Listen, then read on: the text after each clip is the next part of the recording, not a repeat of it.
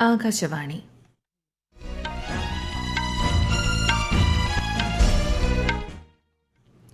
നമസ്കാരം. വാർത്തകൾ വായിക്കുന്നത് ലക്ഷ്മി ശ്രീവിജയ.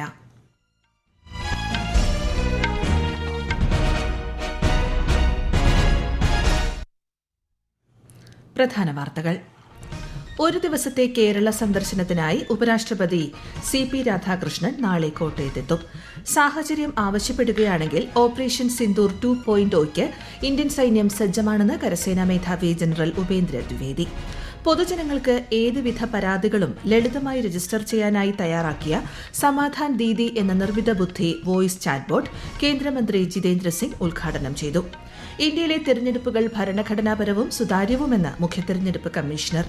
പ്രധാനമന്ത്രി നരേന്ദ്രമോദിയുടെ പ്രതിമാസ റേഡിയോ പ്രഭാഷണ പരിപാടി മൻ കി ബാത് നാളെ രാവിലെ 11 മണിക്ക്. ഇന്ത്യ ഇംഗ്ലണ്ട് വനിതാ T20 ക്രിക്കറ്റ് പരമ്പരയിലെ രണ്ടാം മത്സരം ബ്രിസ്റ്റോളിൽ പുരോഗമിക്കുന്നു. IPL ക്രിക്കറ്റ് ഫൈനൽ പോരാട്ടം നാളെ. വാർത്തകൾ വിശദമായി. ഉപരാഷ്ട്രപതി CP രാധാകൃഷ്ണൻ ഒരു ദിവസത്തെ സന്ദർശനത്തിനായി നാളെ കേരളത്തിലെത്തും. കോട്ടയത്ത് നടക്കുന്ന ദീപിക മലയാള ദിനപത്രത്തിന്റെ 140ാം സ്ഥാപക വാർഷികാഘോഷങ്ങൾ അദ്ദേഹം ഉദ്ഘാടനം ചെയ്യും. തുടർന്ന് കണ്ണൂരിൽ രാജ്യസഭാ MP C സദാനന്ദൻ മാസ്റ്റർ സംഘടിപ്പിക്കുന്ന ചടങ്ങിലും അദ്ദേഹം പങ്കെടുക്കും. ഉപരാഷ്ട്രപതിയുടെ സന്ദർശനത്തോടനുബന്ധിച്ച് സംസ്ഥാനത്ത് വിപുലമായ സുരക്ഷാ ക്രമീകരണങ്ങളാണ് ഏർപ്പെടുത്തിയിരിക്കുന്നത്. ഇന്ത്യൻ സായുധ സേന അതീവ ജാഗ്രതയിലാണെന്നും കൂടുതൽ സൈനിക നടപടി ആവശ്യമാണെങ്കിൽ ഓപ്പറേഷൻ സിന്ദൂർ 2.0യ്ക്ക് തയ്യാറാണെന്നും കരസേനാ മേധാവി ജനറൽ ഉപേന്ദ്ര ദ്വിവേദി. പൂനെയിലെ നാഷണൽ ഡിഫൻസ് അക്കാദമിയിൽ നടന്ന 150ാമത് പാസിംഗ് ഔട്ട് പരേഡിൽ സംസാരിക്കവെയാണ് ജനറൽ ദ്വിവേദി ഇക്കാര്യം പറഞ്ഞത്. പ്രകോപനങ്ങളോട് കൃത്യതയോടും ദൃഢതയോടും പ്രതികരിക്കാനുള്ള രാജ്യത്തിന്റെ ശേഷി ഓപ്പറേഷൻ സിന്ദൂർ പ്രകടമാക്കിയെന്നും ഉയർന്നുവരുന്ന സുരക്ഷാ വെല്ലുവിളികളോടുള്ള രാജ്യത്തിന്റെ പ്രതികരണത്തിന് ഒരു മാനദണ്ഡം സൃഷ്ടിച്ചുവെന്നും സായുധ സേനകളുടെ സമന്വയത്തിന്റെ പ്രാധാന്യം അടിവരയിട്ടതായും ജനറൽ ദ്വിവേദി പറഞ്ഞു.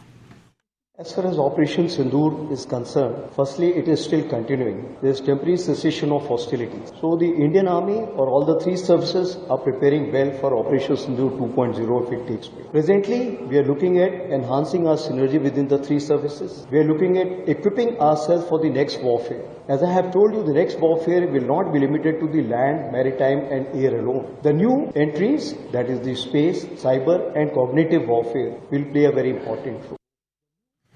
കേന്ദ്ര ഇലക്ട്രോണിക്സ് IT മന്ത്രി അശ്വിനി വൈഷ്ണവ് ഗ്രേറ്റർ നോയിഡയിലെ സൂരജ്പൂരിലുള്ള ലോഹം സ്റ്റാർട്ടപ്പ് കമ്പനി സന്ദർശിച്ചു. സുസ്ഥിരമായ നിർണായക ധാതുക്കളും ആധുനിക സാമഗ്രികളും ഉൽപ്പാദിപ്പിക്കുന്ന സ്ഥാപനമാണിത്.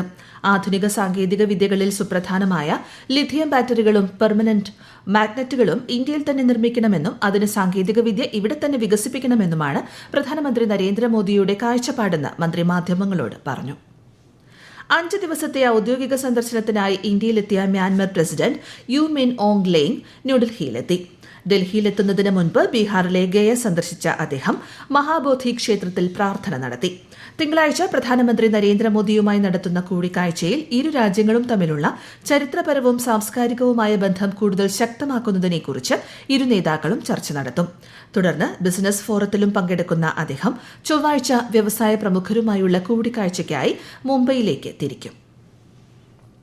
തെറ്റിദ്ധരിപ്പിക്കുന്ന പരസ്യങ്ങൾ നൽകിയ സ്വകാര്യ കോച്ചിംഗ് സെന്ററിന് കേന്ദ്ര ഉപഭോക്തൃ സംരക്ഷണ അതോറിറ്റി 7 ലക്ഷം രൂപ പിഴ ചുമത്തിയതായി കേന്ദ്രമന്ത്രി പ്രഹ്ലാദ് ജോഷി അറിയിച്ചു. 2023 UPSC സിവിൽ സർവീസ് പരീക്ഷാ ഫലവുമായി ബന്ധപ്പെട്ട് തെറ്റായ വിവരങ്ങൾ നൽകിയതിനാണ് ഉപഭോക്തൃ സംരക്ഷണ നിയമപ്രകാരം നടപടി സ്വീകരിച്ചത്.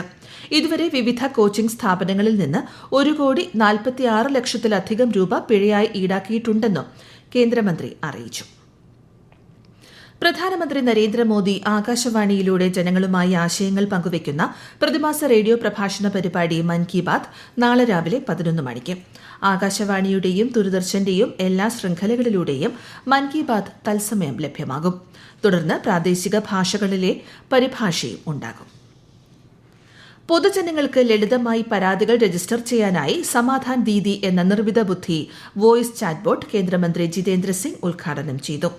കേന്ദ്ര പൊതുജന പരാതി പരിഹാര പോർട്ടലായ CP ഗ്രാംസിന് വേണ്ടിയാണ് ഇത് വികസിപ്പിച്ചിരിക്കുന്നത്. മലയാളം ഉൾപ്പെടെ ഭരണഘടനയുടെ 8ാം പട്ടികയിലുള്ള 22 ഇന്ത്യൻ ഭാഷകളിലും സമാധാൻ ദീദിയിലൂടെ സംസാരിച്ചോ ടെക്സ്റ്റ് വഴിയോ പരാതികൾ നൽകാം. പരാതികൾ ബന്ധപ്പെട്ട മന്ത്രാലയങ്ങൾക്കോ വകുപ്പുകൾക്കോ സ്വയം തരംതിരിച്ചു നൽകാൻ ഈ AI സംവിധാനത്തിന് കഴിയും. കേരളത്തിൽ ഡയറക്ടറേറ്റ് ഓഫ് റവന്യൂ ഇന്റലിജൻസ് നടത്തിയ ഓപ്പറേഷൻ ചക്രവ്യൂഹം റെയ്ഡിൽ 24 കിലോഗ്രാമിലധികം മയക്കുമരുന്ന് പിടികൂടി. കൊച്ചി, മലപ്പുറം, തിരുവനന്തപുരം എന്നിവിടങ്ങളിൽ നിന്നായി മെത്തക്കലോൺ, മെതാംഫൈറ്റാമിൻ, ഹാഷിഷ് ഓയിൽ എന്നിവയാണ് പിടിച്ചെടുത്തത്. ലഹരിക്കടത്ത് സംഘത്തിലെ പ്രധാനികളായ 5 പേരെ അറസ്റ്റ് ചെയ്തു. ഈ വാർത്തകൾ ആകാശവാണിയിൽ നിന്ന്. ആകാശവാണി വാർത്തകളും വാർത്താധിഷ്ഠിത പരിപാടികളും All India Radio news Thiruvananthapuram YouTube ചാനലിലും All India Radio news Thiruvananthapuram Facebook പേജിലും AR News_ തിരുവനന്തപുരം ഇൻസ്റ്റഗ്രാം അക്കൌണ്ടിലും AR News_TVM X ഹാൻഡിലും ലഭ്യമാണ്.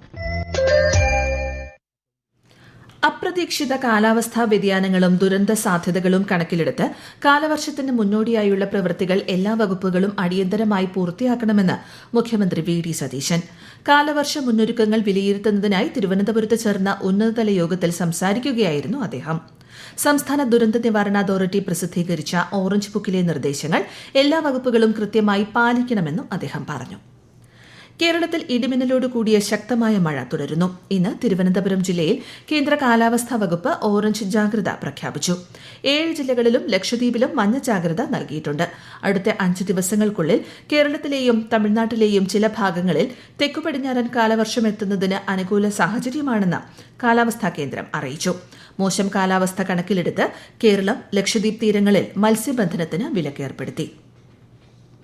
ഇന്ത്യയിൽ തെരഞ്ഞെടുപ്പുകൾ നടത്തുന്നത് ഭരണഘടനയും തെരഞ്ഞെടുപ്പ് നിയമങ്ങളും തെരഞ്ഞെടുപ്പ് കമ്മീഷന്റെ സുതാര്യമായ മാർഗനിർദ്ദേശങ്ങളും കർശനമായി പാലിച്ചുകൊണ്ടാണെന്ന് മുഖ്യ തെരഞ്ഞെടുപ്പ് commissioner Gyanesh Kumar.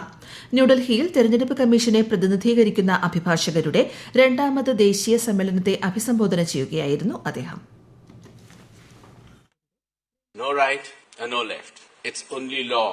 It's only transparency. You know how many electors are there in India? You add the continent of America, North America, South America, the entire Europe, the entire Australia, the entire Africa, and still 8 crores counting. We are roughly 95 crores plus today. Voter പട്ടിക management, വോട്ടെണ്ണൽ നടപടിക്രമങ്ങൾ എന്നിവയിലെ സുതാര്യതയും സുരക്ഷാ സംവിധാനങ്ങളും സമ്മേളനത്തിൽ വിശദീകരിച്ചു. രാജ്യത്തെ തെരഞ്ഞെടുപ്പ് പ്രക്രിയയുടെ വിശ്വാസ്യത നിലനിർത്താൻ സഹായിക്കുന്ന ഘടകങ്ങളും ചർച്ചയായി. ഇന്ത്യ ഇംഗ്ലണ്ട് വനിതാ T20 ക്രിക്കറ്റ് പരമ്പരയിലെ 2ാം മത്സരം ബ്രിസ്റ്റോളിൽ ആരംഭിച്ചു. ടോസ് നേടിയ ഇംഗ്ലണ്ട് ബാറ്റിംഗ് തെരഞ്ഞെടുത്തു. ഒടുവിൽ റിപ്പോർട്ട് ലഭിക്കുമ്പോൾ ഇംഗ്ലണ്ട് 7 ഓവറിൽ 1 വിക്കറ്റ് നഷ്ടത്തിൽ 47 റണ്ണെന്ന നിലയിലാണ്. IPL ക്രിക്കറ്റ് ഫൈനൽ പോരാട്ടം നാളെ. അഹമ്മദാബാദിൽ നടക്കുന്ന ഫൈനലിൽ റോയൽ ചലഞ്ചേഴ്സ് ബംഗളൂരുവിനെ ഗുജറാത്ത് ടൈറ്റൻസ് നേരിടും. സിംഗപ്പൂർ ഓപ്പൺ ബാഡ്മിന്റൺ ടൂർണമെന്റിൽ ഇന്ത്യയുടെ സാത്വിക് സായ്രാജ് രംഗിറെഡ്ഡി ചിരാഗ് ഷെട്ടി സഖ്യം പുരുഷ ഡബിൾസ് ഫൈനലിൽ പ്രവേശിച്ചു. ഇന്ന് നടന്ന സെമി ഫൈനൽ മത്സരത്തിൽ ദക്ഷിണ കൊറിയൻ സഖ്യത്തെ നേരിട്ടുള്ള സെറ്റുകൾക്കാണ് പരാജയപ്പെടുത്തിയത്. അതേസമയം മിക്സഡ് ഡബിൾസ് സെമി ഫൈനലിൽ ഇന്ത്യയുടെ ധ്രുവ് കപില, തനിഷ ക്രാസ്റ്റോ സഖ്യം ജപ്പാനോട് പരാജയപ്പെട്ടു. കേരളത്തിൽ ജൂൺ 9 അർദ്ധരാത്രി മുതൽ ജൂലൈ 31 അർദ്ധരാത്രി വരെ ട്രോളിംഗ് നിരോധനം ഏർപ്പെടുത്തും. മത്സ്യസമ്പത്ത് സംരക്ഷിക്കുകയും ശാസ്ത്രീയ മത്സ്യബന്ധനം ഉറപ്പാക്കുകയും ചെയ്യുന്നതിനായാണ് ട്രോളിംഗ് നിരോധനം തുടരുന്നത്. ട്രോളിംഗ് നിരോധന കാലത്ത് തൊഴിൽ നഷ്ടപ്പെടുന്ന തൊഴിലാളികൾക്ക് സൌജന്യ റേഷൻ നൽകുന്നതിന് സിവിൽ സപ്ലൈസ് വകുപ്പുമായി സഹകരിച്ച് നടപടി സ്വീകരിച്ചു വരുന്നതായി ഫിഷറീസ് വകുപ്പ് അറിയിച്ചു.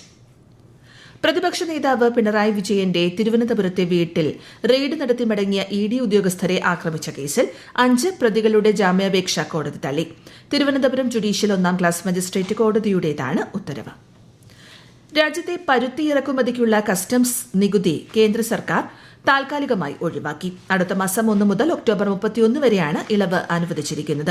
പരുത്തി കർഷകരുടെയും ടെക്സ്റ്റൈൽ മേഖലയുടെയും താൽപര്യങ്ങൾ മുൻനിർത്തിയാണ് തീരുമാനമെന്ന് വസ്ത്ര മന്ത്രാലയം അറിയിച്ചു. പരുത്തിയുടെ വിലക്കയറ്റം തടയാനും ആഭ്യന്തര വിപണിയിൽ സ്ഥിരത ഉറപ്പാക്കാനും ഇതിലൂടെ സാധിക്കുമെന്നും മന്ത്രാലയം വ്യക്തമാക്കി.